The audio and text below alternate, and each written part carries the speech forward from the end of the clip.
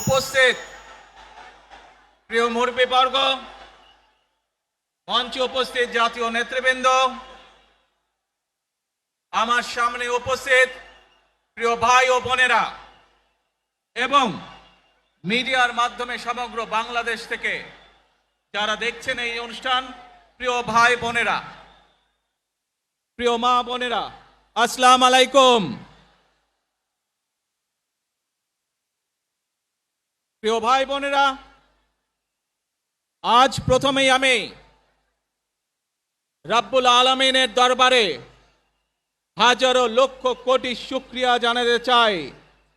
রাব্বুল আলামিনের অশেষ রহমতে আজ আমি আমার প্রিয় মাতৃভূমিতে ফিরে আসতে পেরেছি আপনাদের দোয়ায়। আপনাদের মাঝে প্রিয় ভাই বোনেরা,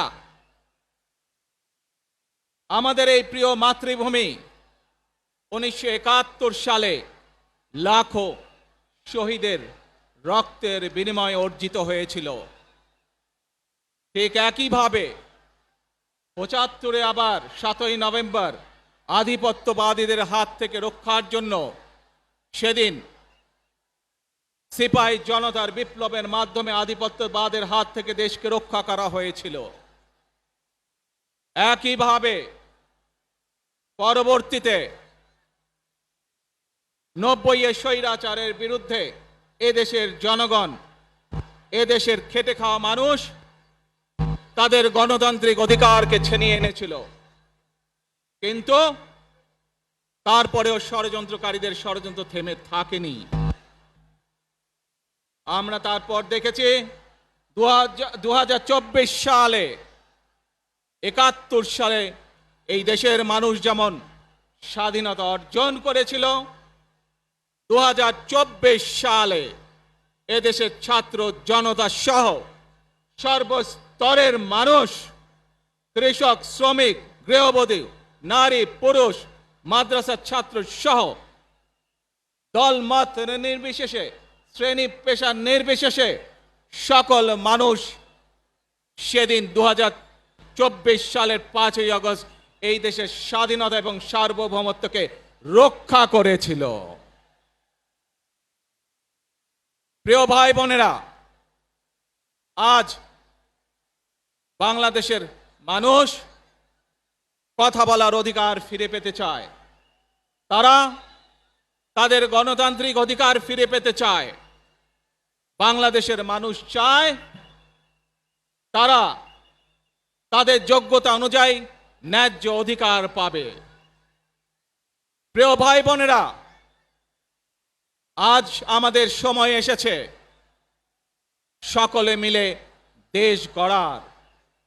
এই দেশে যেমন পাহাড়ের মানুষ আছে, এই দেশে একইভাবে সমতলের মানুষ আছে। এই দেশে মুসলমান, বৌদ্ধ, খ্রিস্টান, হিন্দু সহ বিভিন্ন ধর্মের মানুষ বসবাস করে। আমরা চাই সকলে মিলে এমন একটি বাংলাদেশ গড়ে তুলব আমরা, যেই বাংলাদেশের স্বপ্ন একজন মা দেখেন, অর্থাৎ একটি নিরাপদ বাংলাদেশ আমরা গড়ে তুলতে চাই। যে বাংলাদেশে একজন নারী, একজন পুরুষ, একজন শিশু যেই হোক না কেন নিরাপদে ঘর থেকে বের হলে নিরাপদে ইনশাআল্লাহ ঘরে আবার ফিরে আসতে পারে। প্রিয় ভাই বোনেরা, এই দেশের জনসংখ্যার অর্ধেক নারী, 4 কোটিরও বেশি তরুণ প্রজন্মের সদস্য, 5 কোটির মতন শিশু, 40 লক্ষের মতন প্রতিবন্ধী মানুষ রয়েছেন,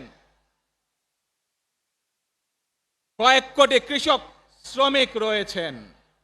এই মানুষগুলোর একটি প্রত্যাশা আছে এই রাষ্ট্রের কাছে, এই মানুষগুলোর একটি আকাঙ্ক্ষা আছে এই দেশের কাছে। আজ আমরা সকলে যদি ঐক্যবদ্ধ হই, আজ আমরা যদি সকলে প্রতিজ্ঞাবদ্ধ হই, তাহলে আমরা এই লক্ষ কোটি মানুষের সেই প্রত্যাশাগুলো পূরণ করতে পারি ইনশাআল্লাহ। প্রিয় ভাই বোনেরা, ৭১ সালে আমাদের শহীদরা নিজের জীবন উৎসর্গ করেছিলেন এই রকম একটি বাংলাদেশ গঠনের জন্য। বিগত 15 বছর স্বৈরাচারের বিরুদ্ধে শত শত হাজারো গুম খুনের শিকার হয়েছে শুধু রাজনৈতিক দলের সদস্য নয়, নিরীহ মানুষের প্রতিবাদ করতে গিয়ে অত্যাচার নির্যাতনের শিকার হয়েছে, জীবন দিয়েছে। 2024 সাল মাত্র সেদিনের ঘটনা। কিভাবে আমরা দেখেছি আমাদের তরুণ প্রজন্মের সদস্যরা কিভাবে নিজের জীবন উৎসর্গ করেছে দেশের এই স্বাধীনতা এবং সার্বভৌমত্বকে রক্ষা করার জন্য। প্রিয় ভাই বোনেরা, কয়েকদিন আগে এই বাংলাদেশের 24-এর আন্দোলনের এক সাহসী প্রজন্মের এক সাহসী সদস্য ওসমান হাদিকে হত্যা করা হয়েছে। ওসমান হাদি শহীদ হয়েছে।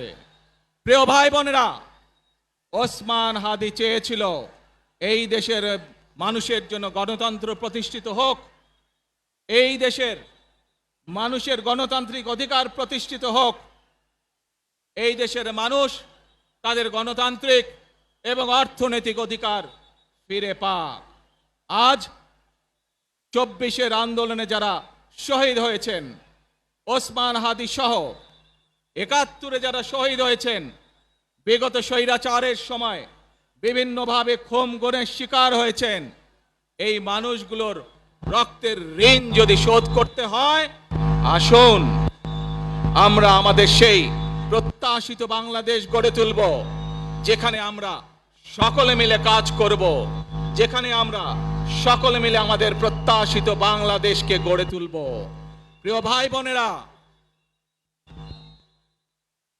বিভিন্ন আধিপত্যবাদ শক্তির গুপ্তচরেরা বিভিন্নভাবে ষড়যন্ত্রে এখন লিপ্ত রয়েছে। আমাদেরকে ধৈর্যশীল হতে হবে, আমাদেরকে ধৈর্য ধারণ করতে হবে। বিশেষ করে তরুণ প্রজন্মের যে সদস্যরা আছেন, আপনারাই আগামী দিন দেশকে নেতৃত্ব দেবেন, দেশকে গড়ে তুলবেন। এই দায়িত্ব তরুণ প্রজন্মের সদস্যদেরকে আজ গ্রহণ করতে হবে, যাতে করে এই দেশকে আমরা সুন্দরভাবে গড়ে তুলতে পারি। শক্ত ভিত্তির উপরে গণতান্ত্রিক ভিত্তি, শক্তিশালী অর্থনৈতিক ভিত্তির উপরে যাতে এই দেশকে আমরা গড়ে তুলতে পারি। প্রিয় ভাই বোনেরা, আমার সাথে আজকে মঞ্চে এখানে বহু জাতীয় নেতৃবৃন্দ বসে আছেন। আসুন আজকে আমরা দুহাত তুলে আল্লাহর দরবারে দোয়া করে আল্লাহর রহমত আমরা চাই, যে সকল জাতীয় নেতৃবৃন্দ এই মঞ্চে আছেন, মঞ্চের বাইরে যে সকল জাতীয় আরো নেতৃবৃন্দ আছেন, আমরা সকলে মিলে এই দেশকে নেতৃত্ব দিয়ে আমাদের বাংলাদেশের জনগণের প্রত্যাশিত সেই বাংলাদেশকে আমরা গড়ে তুলতে চাই। আমাদেরকে যে কোনো মূল্যে আমাদেরকে এই দেশের শান্তি শৃঙ্খলা রক্ষা করতে হবে। যে কোনো উস্কানির মুখে আমাদেরকে ধীর শান্ত থাকতে হবে। প্রিয় ভাই বোনেরা, আমরা দেশের শান্তি চাই, আমরা দেশের শান্তি চাই, আমরা দেশের শান্তি চাই। প্রিয় ভাই বোনেরা, মার্টিন লুথার কিং নাম শুনেছেন না আপনারা? নাম শুনেছেন তো আপনারা? মার্টিন লুথার কিং, তার একটি বিখ্যাত ডায়লগ আছে, আই হ্যাভ এ ড্রিম। আজ এই বাংলাদেশের মাটিতে দাঁড়িয়ে আপনাদের সকলের সামনে আমি বলতে চাই, বাংলাদেশ জাতীয়তাবাদী দলের একজন সদস্য হিসাবে আপনাদের সামনে আমি বলতে চাই, I have a plan for the people of my country, for my country. আজ এই পরিকল্পনা দেশের মানুষের স্বার্থে, দেশের উন্নয়নের জন্য, দেশের মানুষের ভাগ্যের পরিবর্তনের জন্য, যদি সেই প্ল্যান, সেই কার্যক্রম, সেই পরিকল্পনাকে বাস্তবায়ন করতে হয়, প্রিয় ভাই বোনেরা, এই জনসমুদ্রে যত মানুষ উপস্থিত আছেন, এই সারা বাংলাদেশে গণতন্ত্রের শক্তি যত মানুষ উপস্থিত আছেন, প্রত্যেকটি মানুষের সহযোগিতা আমার লাগবে। প্রত্যেকটি মানুষের সহযোগিতা আমাদের লাগবে। আপনারা যদি আমাদের পাশে থাকেন, আপনারা যদি আমাদেরকে সহযোগিতা করেন, ইনশাআল্লাহ আমরা আই হ্যাভ এ প্ল্যান বাস্তবায়ন করতে সক্ষম হব।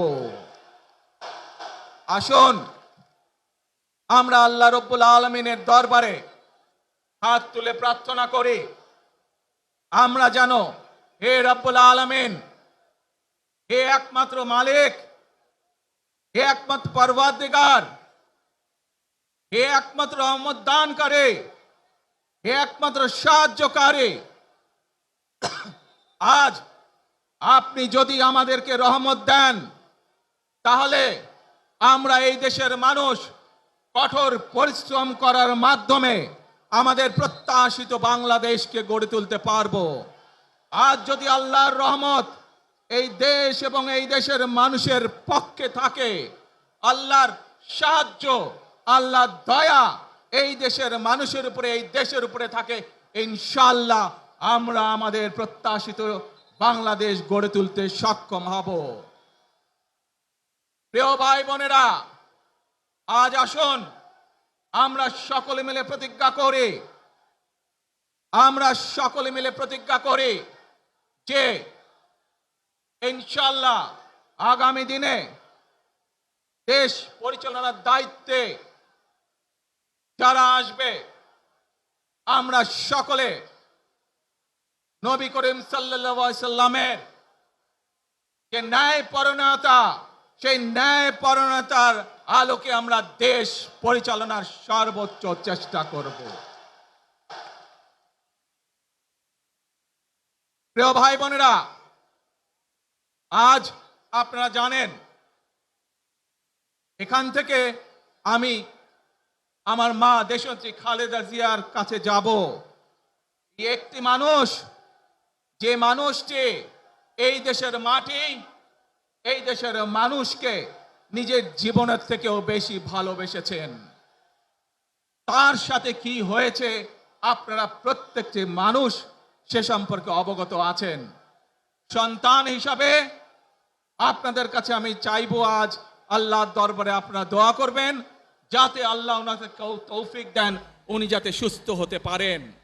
প্রিয় ভাই বোনরা, সন্তান হিসাবে আমার মন আমার মায়ের বিছানার পাশে পড়ে আছে সেই হাসপাতালের ঘরে, কিন্তু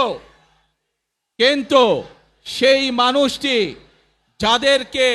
যাদের জন্য জীবনকে উৎসর্গ করেছে, অর্থাৎ আপনারা এই মানুষগুলোকে, যাদের জন্য দেশনেত্রী খালেদা জিয়া জীবন উৎসর্গ করেছেন, নিজের জীবন, সেই মানুষগুলোকে আমি কোনোভাবেই ফেলে যেতে পারি না।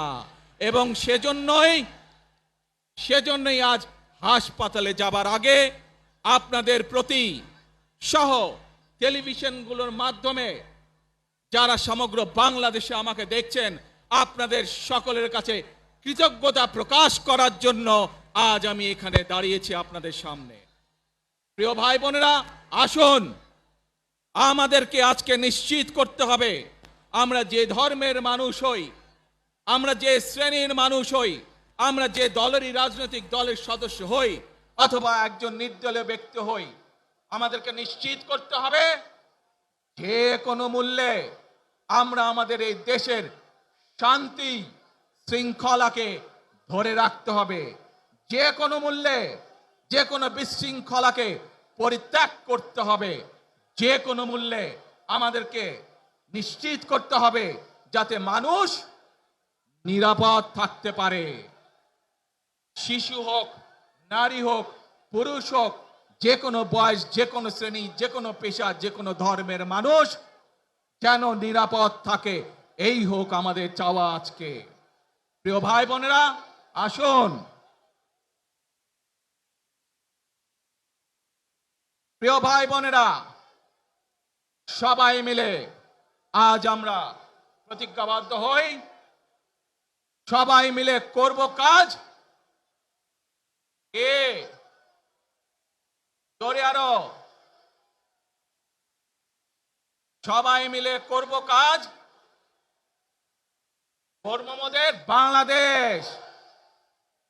ইনশাআল্লাহ আপনাদের সকলের কাছে দোয়া আছে, আবারও সকলকে যে কোনো মূল্যে দেশে শান্তি শৃঙ্খলা রক্ষার আহ্বান জানিয়ে যে কোনো বিশৃঙ্খলাকে পরিহার করে ধৈর্যের সাথে মোকাবেলা করার আহ্বান জানিয়ে আমার বক্তব্য শেষ করছি।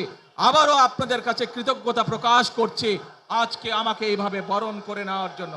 আল্লাহ হাফেজ। বাংলাদেশ জিন্দাবাদ, বাংলাদেশ জাতীয়তাবাদী দল জিন্দাবাদ। আসসালামু আলাইকুম।